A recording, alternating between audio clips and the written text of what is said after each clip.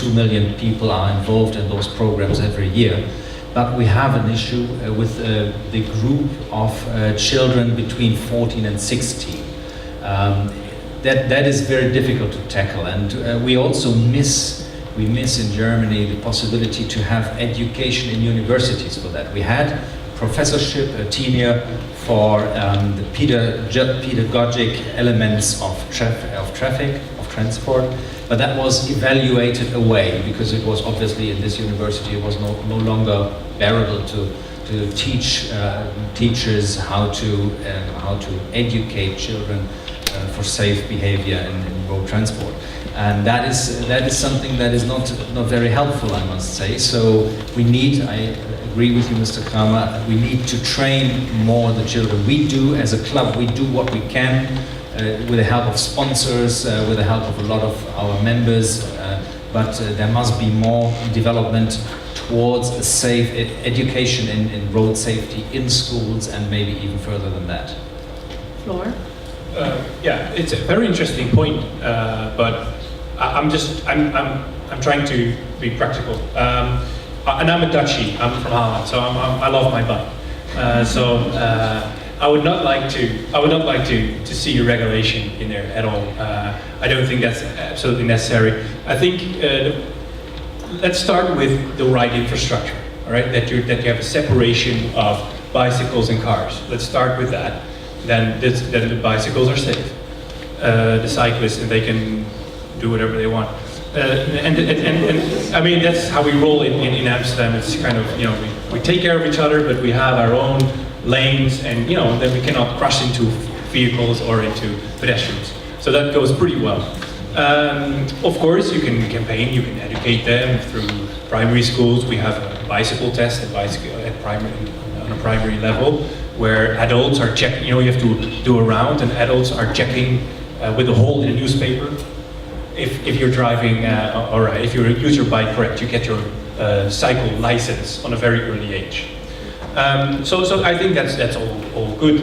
The other thing, enforcement, of course. If somebody's not wearing his lights, all right, then you should, and I agree, coach enforcement. I am a big fan of that. Then there's the other issue. For example, young people, they go out, especially in rural areas. Now, you have two options. Or the parents bring the children to the nightclub, and they pick them up at 4 a.m. That's fine with me. As a responsible parent, you should do that maybe.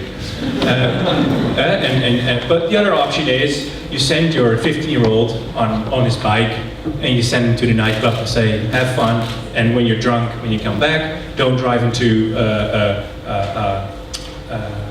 ditch or whatever. You find them along the roads.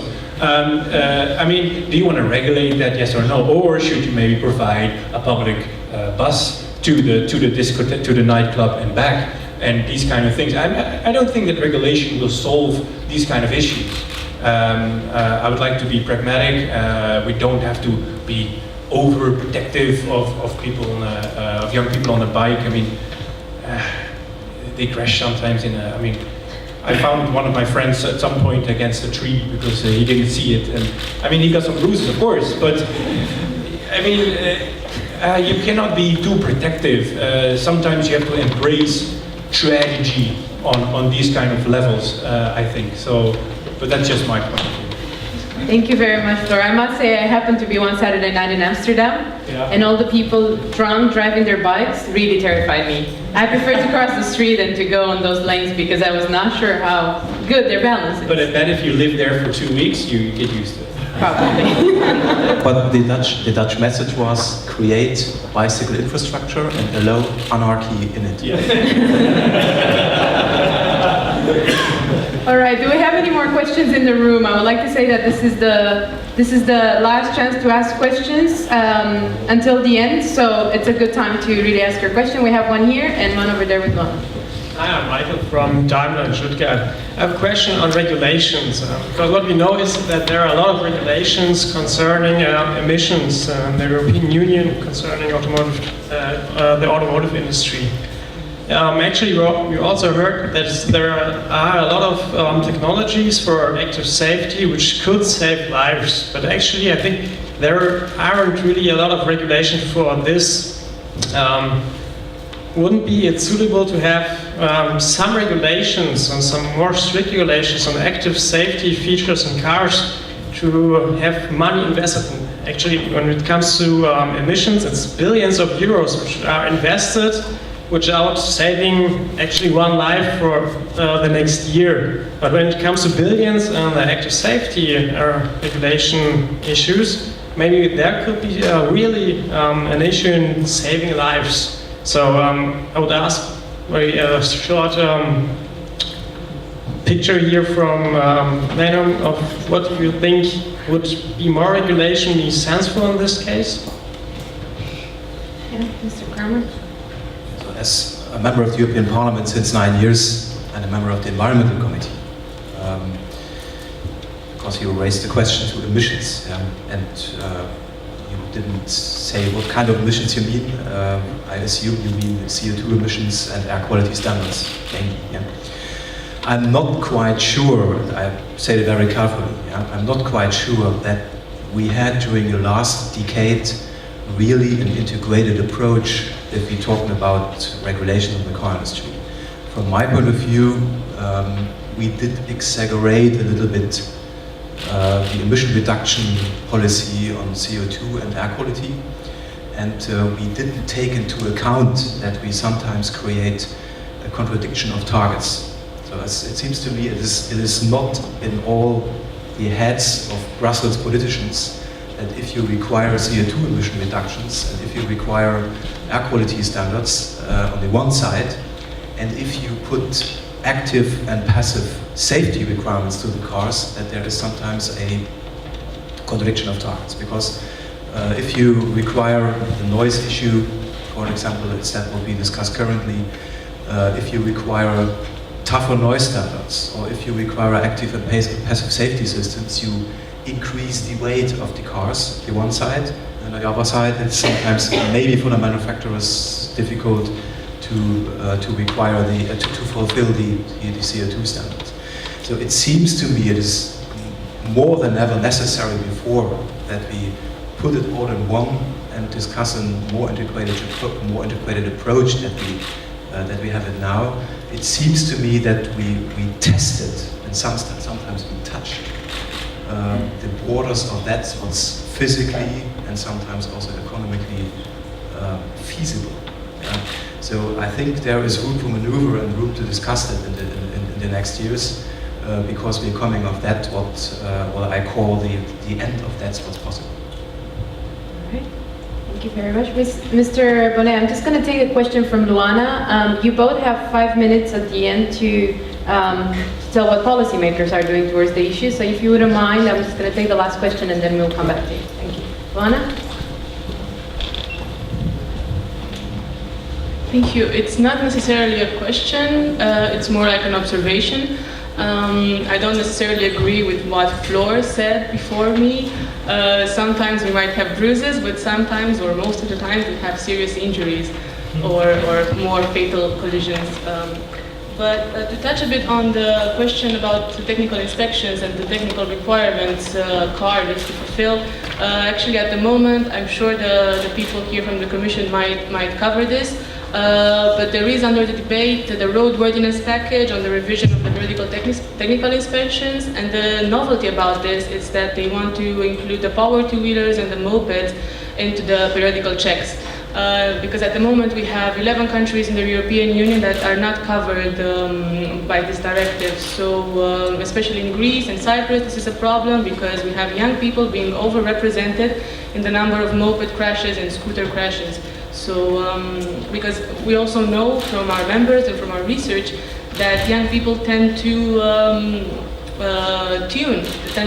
temper with the power of the moped to go faster. So having these checks in place might help a bit on this level. I think this would be it. Thank you very much, Luana. So the last part of our debate is actually what policymakers are doing. I'm going to ask Mr. Bonnet, who works at the European Commission Director General for Road and Transport, also known as DG Move, to tell us a bit on what you're working and how this work is meaningful for what we've been talking about today. Thank you, Carmen. If you allow me, I will first answer the floor. We tend to think that regulation is bad per se, but that's, I think, a bad perception. What we must fear is not regulation. What we must fear is bad regulation, unnecessary regulation, and I think that we don't have to admit that we've got quite a lot of it. But in road safety, I think that we owe many lives, first to the person who invented the safety belt, but second to the regulators that made it compulsory. I think that's a simple example that we do need regulation, and our effort, and that links very well with the question Carmen asked. The role of the regulator is to make every effort to do the right regulation. For instance, to do what I've been doing today, which is listening, stay listening, long and attentively before we open our mouth. Measure the consequences of what we're going to do. Try to get the right policy mix, which means the right amount of regulation, the right amount of enforcement, the right amount of facilitation.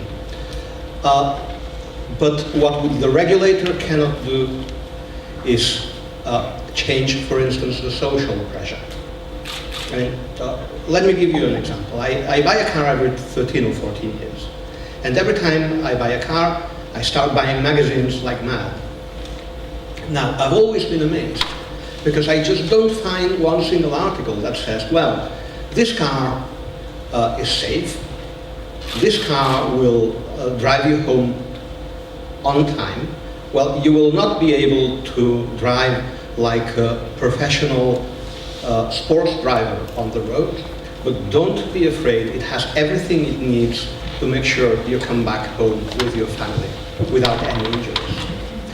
What you read in those articles is, well, that's the maximum speed, that's the maximum accelerator, it's a lot worse than this one, which is a lot faster. You can push it to the absolute limits, and it will only turn over when you make it to 180. I don't think that we need to go on.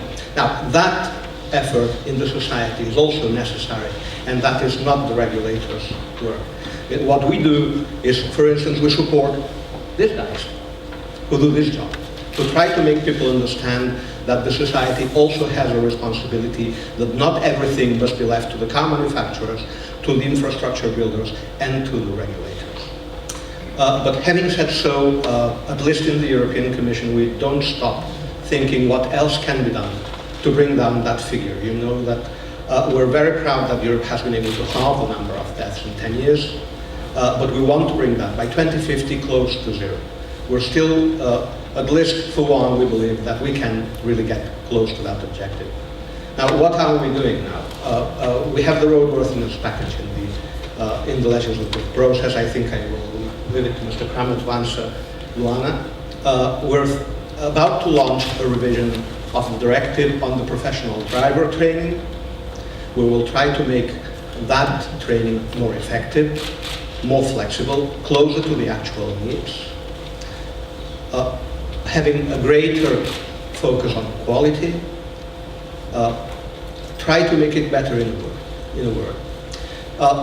On the enforcement side, we've had just last week an important event. The enforcement directive entered into force on the 7th of November.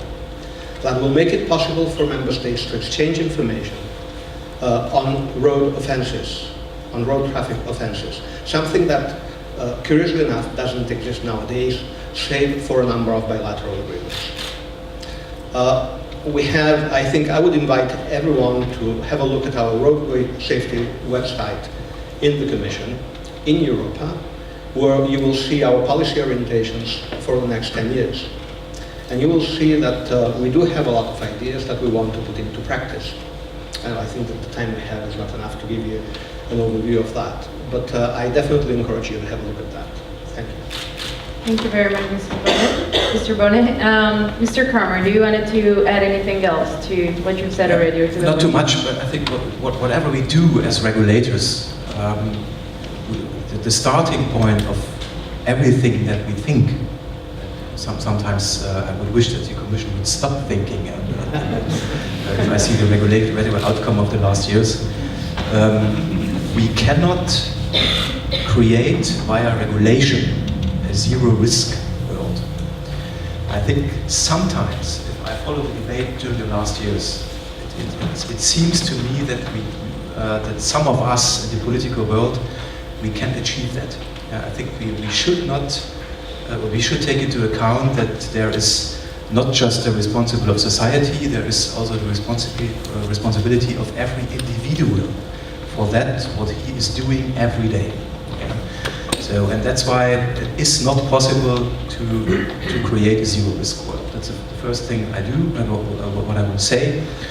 And yes, concerning road safety, I think the spirit is not to have any kind of regulation. The question is, when do we start over-regulate the system?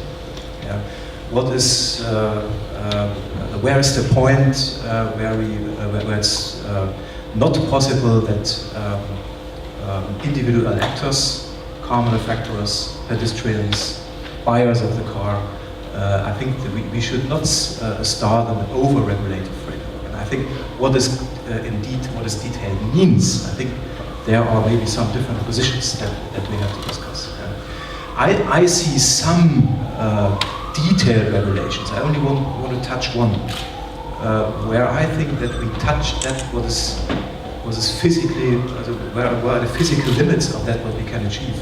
So the pedestrian protection requirements to the car design, there is a regulation in force, is from my point of view an issue where we tested something, the physical limits of that was feasible. Because you cannot, it's completely impossible to discuss or to put into a regulation any kind of possible accident situation in the world. That's why from my point of view it is not very logical to put design requirements for pedestrians to the car industry. That is what we did. And one last point I want to mention, the digital area we are facing since several years is from my point of view a little bit maybe a revolution also for the car industry.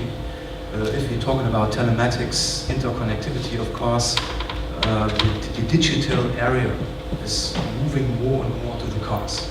And as regulators we have to ask the question, what can we do that completely new technologies will help to avoid incidents and will help to if the incident has happened,